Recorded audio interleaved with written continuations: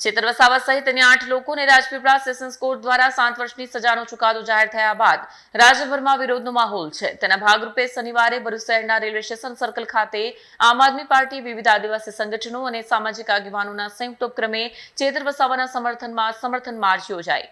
ડેડિયાપાડા ધારાસભ્ય ચેતર વસાવા સહિત અન્ય 8 લોકોને રાજપીપળા સેશન્સ કોર્ટ દ્વારા 7 વર્ષની સજાનો ચુકાદો જાહેર થયા બાદ સમગ્ર ગુજરાત રાજ્યમાં રાજકીય માહોલ ગરમાયો છે। ચુકાદાના વિરોધમાં આમ આદમી પાર્ટી, વિવિધ આદિવાસી સંગઠનો અને સામાજિક આગેવાનો દ્વારા ગુજરાતભરમાં સમર્થન કાર્યક્રમો યોજાઈ રહ્યા છે। જે ભાગરૂપે શનિવારે ભરૂચ શહેરના રેલવે સ્ટેશન સર્કલ ખાતે પણ ચેતર વસાવાના સમર્થનમાં સમર્થન માર્ચ યોજાઈ।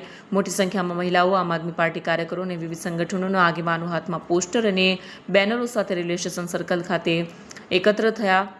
બાબા સાહેબ આંબેડકરની પ્રતિમાને પુષ્પહાર અર્પણ કરવામાં આવ્યા। ત્યારબાદ ચેતર વસાવાના સમર્થનમાં અનેક સરકાર વિરોધી સૂત્રોચ્ચાર સાથે સમગ્ર વિસ્તાર ગુંજી ઉઠ્યો। ચેતર વસાવાના સમર્થનમાં યોજાયેલા કાર્યક્રમને લઈને ભરૂચમાં રાજકીય ચર્ચાઓ તેજ બની છે। વિડીયો જર્નાલિસ્ટ વિરેન્દ્ર પાટીલ સાથે સત્યા ટીવી ન્યૂઝ ભરૂચ। તાજેતરમાં જ ધારાસભ્ય શ્રી ચૈતરભાઈ વસાવા ઉપર જે કોર્ટનો જે નિર્ણય આવ્યો અને એની અંદર ચુકાદાની અંદર 7 વર્ષની કેદની સજા અને જે દંડની સજા કરવામાં આવી, એનાથી આજે ગુજરાતની જનતા આજે દુઃખી છે।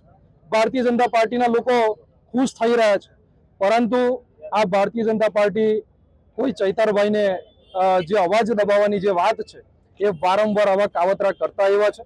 એ ગુજરાતની જનતા હવે એમને ઓળખી ગઈ છે। અગાઉ પણ ચૈતરભાઈને 2 વખત એમને જેલની સજા આપી હતી અને એની અંદર એ લોકોએ કોર્ટને પણ ગેરમાર્ગે દોરી છે। ત્યારે આ ભારતીય જનતા પાર્ટીના નેતાઓને પણ અમે કહેવા માંગીએ છીએ કે તમારી તાનાશાહી સામે અમે ઝૂકવાના નથી, અમે લડતા રહીશું। આગામી દિવસોમાં અમે હાઈકોર્ટ સુધી જઈશું। શું હાઈકોર્ટમાં ન્યાય નહીં મળે તો સુપ્રીમ કોર્ટમાં પણ જઈશું અને અમે આ જે કેસ ચાલે છે એની ઉપર સ્ટે લાવીશું।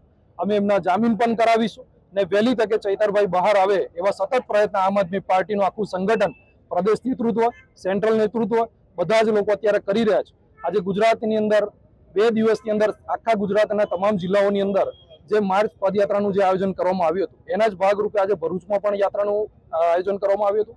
પરમિશન માંગી હતી, પોલીસ દ્વારા પરમિશન આપવામાં નથી આવી। એ દુઃખની બાબત છે કે આજે જ્યારે શાંતિપૂર્વક આવા લોકોના સમર્થનની અંદર, જનસેવકના સમર્થનની અંદર જ્યારે અમે સૌ શાંતિપૂર્વક જ્યારે પદયાત્રા કરવા માંગતા હતા, પરંતુ એની અંદર પરમિશન નથી મળી, ત્યારે આજે જ્યારે ગુજરાતની અંદર, ભરૂચની અંદર દારૂ માટે પરમિશનો મળી જાય, આવા કામો માટે પરમિશન નથી મળતી, અમારા માટે પણ દુઃખની બાબત છે।